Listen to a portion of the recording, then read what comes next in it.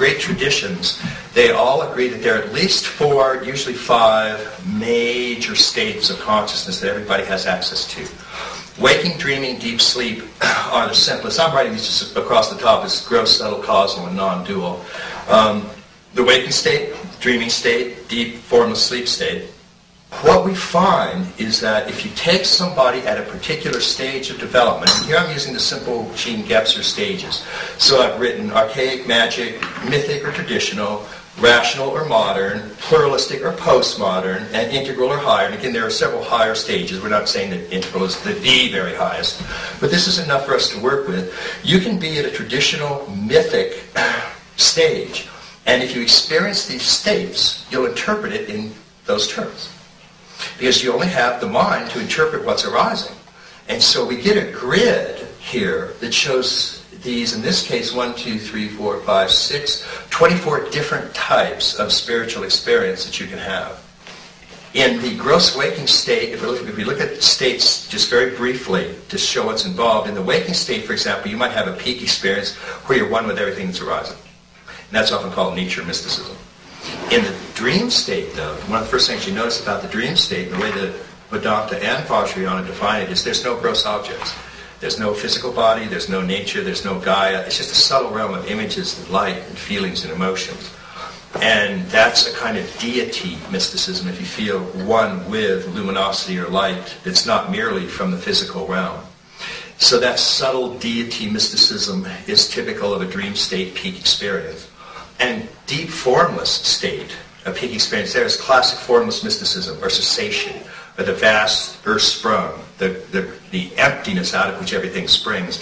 And meditative states that are just formless, like nirvi, kalpa, samadhi, or nirod, or nirvana, all of those N-I-R prefixes mean without, or not. So it means, again, just that vast formlessness with no objects arising at all. And the non-dual ever-present is that which is aware of all of these. And it's one with everything that's arising. So it's sometimes confused with nature mysticism, which it shouldn't be, because that's just oneness with gross objects. But non-dual can be one with subtle objects and causal. And so it's ever-present, 24/7, timeless, noticing of everything that's arising. If you have a peak experience, as I was saying, let's say you're at the mythic stage or wave of development, and you have an experience of a subtle being of light. And you come from a culture that's Christian, you very likely interpret that as Jesus, perhaps. And because you're at an ethnocentric level of development, you will believe that unless somebody has an experience of Jesus, they can't be saved. It's a very, very common thing that happens.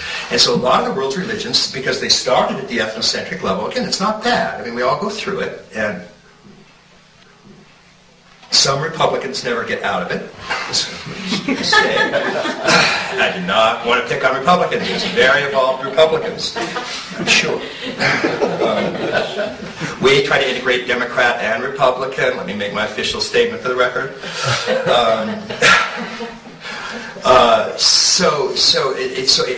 It's very common. It's culturally molded. If you're in China or in Southeast Asia and you have an experience of light, it might very well have 10,000 arms. It might very well be Avalokiteshvara. You're never going to find a Southern Baptist seeing 10,000 arms. I mean, it's just very, very rare. And so the ethnocentric part, though, is nobody can be saved unless they believe my God, or unless they believe my Jesus, or my Jehovah, or my Allah, or my whatever it is. That's very, very common at the ethnocentric level. So, again, but somebody can have, you can be at the rational level of development, like Bertrand Russell was, for example, and he had the experience of nature mysticism, but he interpreted it, of course, in rational terms. That's almost all you can do. I want to point out two things in this regard.